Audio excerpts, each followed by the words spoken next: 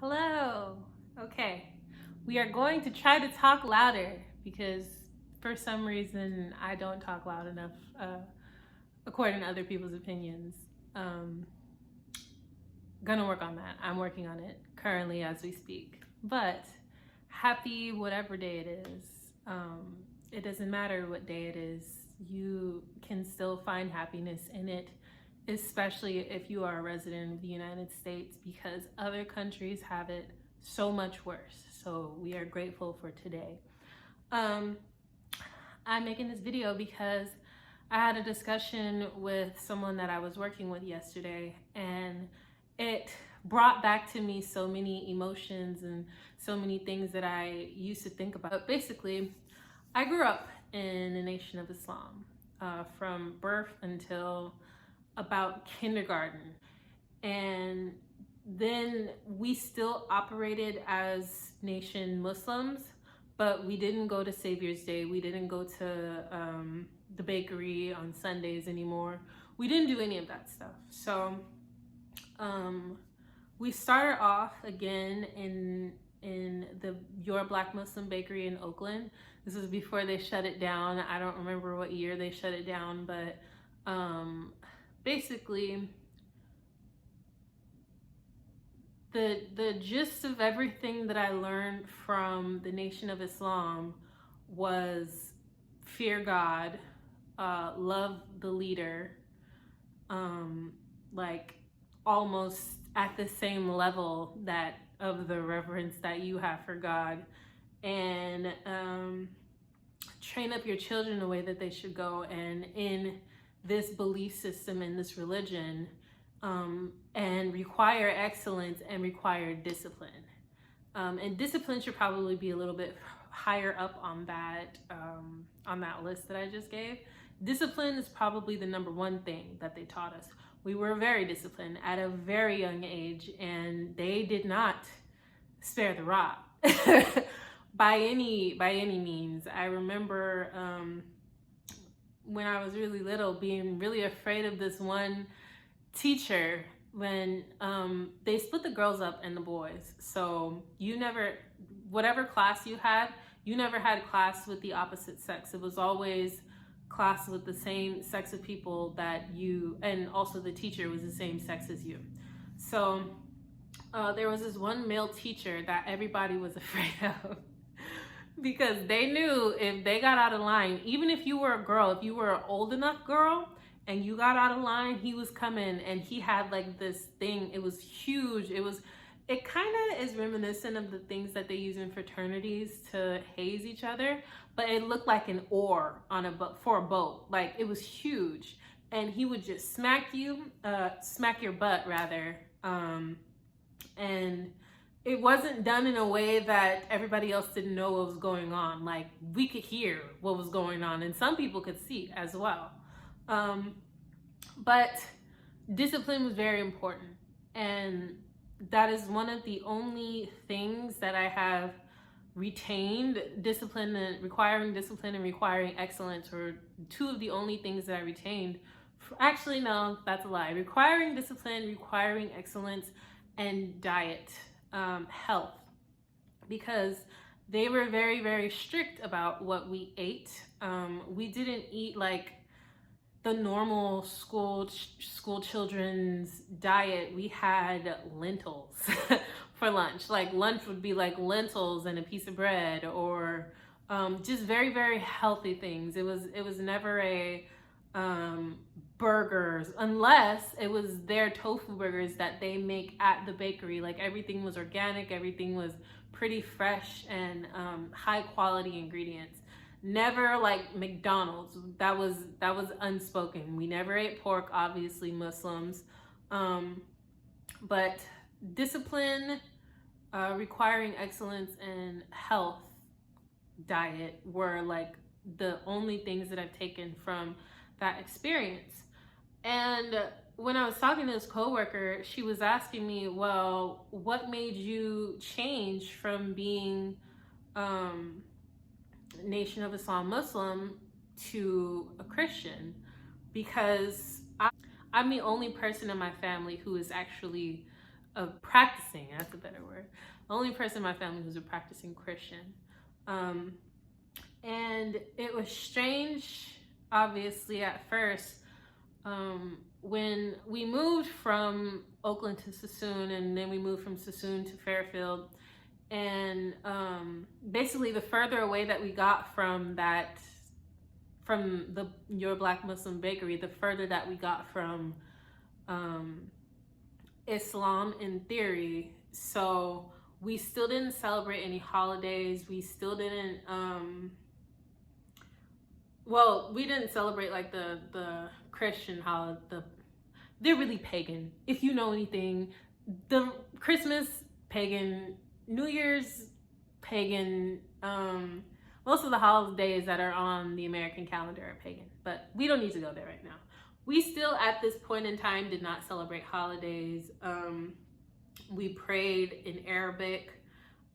We tried to maintain the, washing of hands and praying multiple times a day kind of thing. But after a while, because my parents weren't really honest about it, we just kind of became lukewarm Muslims, I guess. But we still maintain, whenever someone asks you, like, what is your religion? What is your belief system? We would always say Muslim, up until about 8th grade, when my father, for whatever reason, I still don't know to this day how this happened or why this happened. Maybe he was just trying to find something to believe in. But my father started making us go to this Baptist church in the city that we lived in. And it was really weird to us, the children. Like, we're like, why are we here? Like, why are you making us do this? Kind of thing. And my mother made us join the usher board. And I hated being an usher. Being an usher was the worst for me because I don't really like talking to people, and I am not the kind of person to tell other people what to do. So putting those two together in a job in a church where I don't even believe in this stuff at the time was like a culture shock experience for me, especially being a child in a Black church.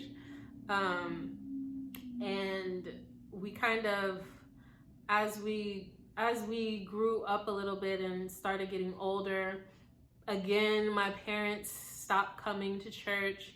I was pretty much the only one that stayed, and I stayed because I was in a choir and I loved the music, and I was actually listening during the sermons. Like, I was actually listening. I was trying to figure out, what is this really? What is this Bible? What is this religion? What is this belief system really about?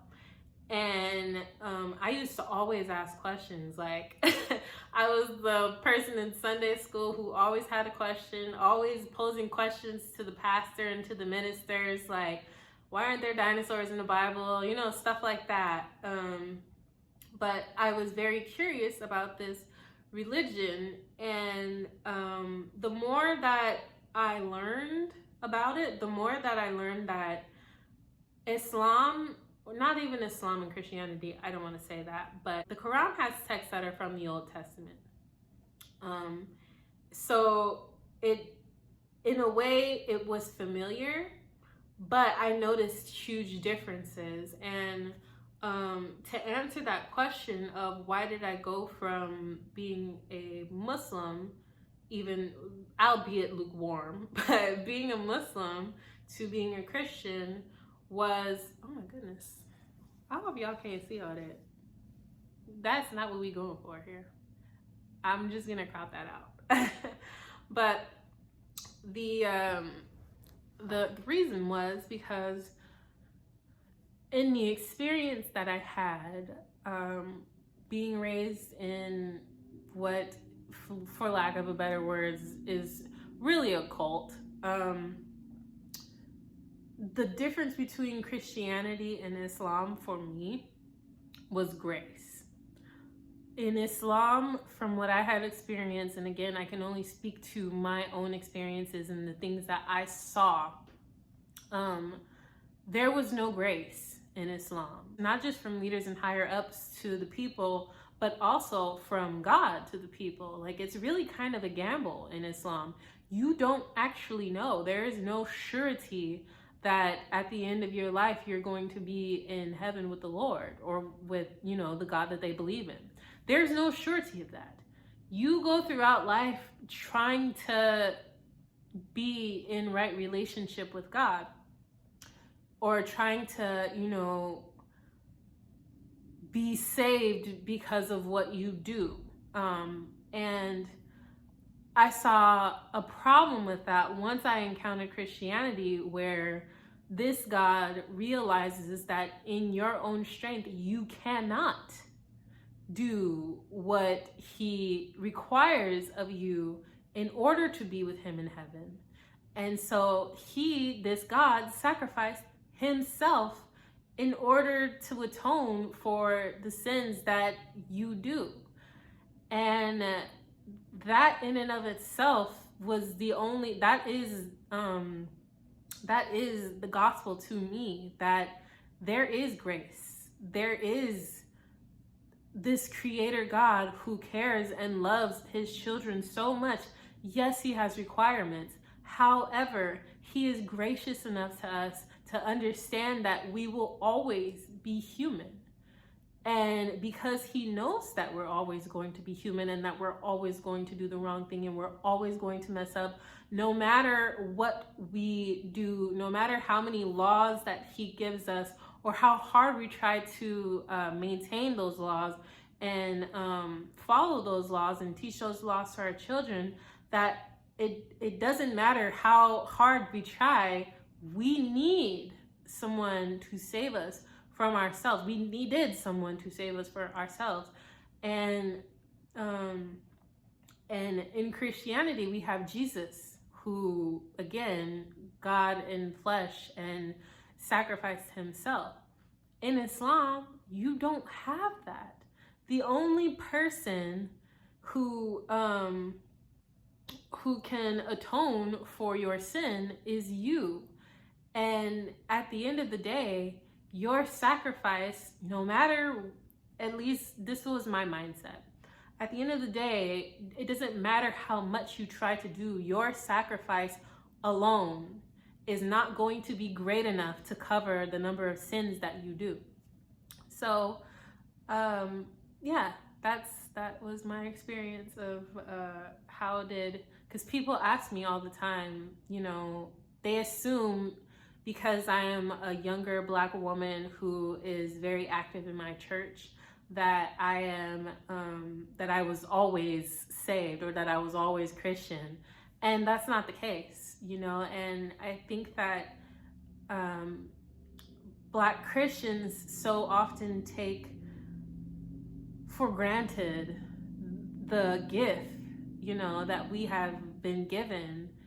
And if you understood how other religions were, you would take what has been given to you more seriously. You would be able to come into your church and, lift up holy hands and really be grateful of the sacrifices and the things that God is doing for you, even just in that moment that you're able to breathe. Like, sorry, I'm stepping on something weird. Sometimes I get upset at my church, and if you look at one of my previous videos, I kind of went off on the whole church, and I quit, but then I wasn't allowed to quit because apparently they need me. So I will be back at church on Sunday. But I get upset sometimes when I'm in there and I see that these people feel like they're doing God a favor by being at the church, or they're so comfortable, or they're so complacent in just sitting in a pew that they won't stand up and give God praise regardless of the song. And I had to dial it back when I was thinking about this conversation that I had with this coworker, because again, they don't understand what they have. Like, they truly don't understand what they have. And sometimes it takes someone saying it, and sometimes it takes losing the privileges of what you have. And I hope for their sake, that it is the former and not the latter that, you know, shocks Christians back into having a fire for God. But we'll see, because y'all can see that it's getting dark. I can see that it's getting dark. Like, there's nothing, we alone cannot stop what is coming. And we know that it's coming, it's obvious. So y'all be blessed, be prayed up. If you don't have a relationship with God, that is the number one priority right now. And yeah, I would love to know other people's thoughts in the comments. What is your reason for being Christian? Why are you Christian? You specifically, not why did your family bring you to church, or why do you go to church? Because going to church, people say this to me all the time, especially men. Whenever I ask them, like, why are you a Christian? They say, oh, you know, I like to go to church. I go to church this many times a month. And I'm like, what does that mean? That tells me absolutely nothing. Why do you believe what you believe? That's what I want to know. So let me know in the comments, why do you believe what you believe? Why are you a Christian? Or why are you not a Christian? And y'all be blessed. Have a nice weekend. Bye.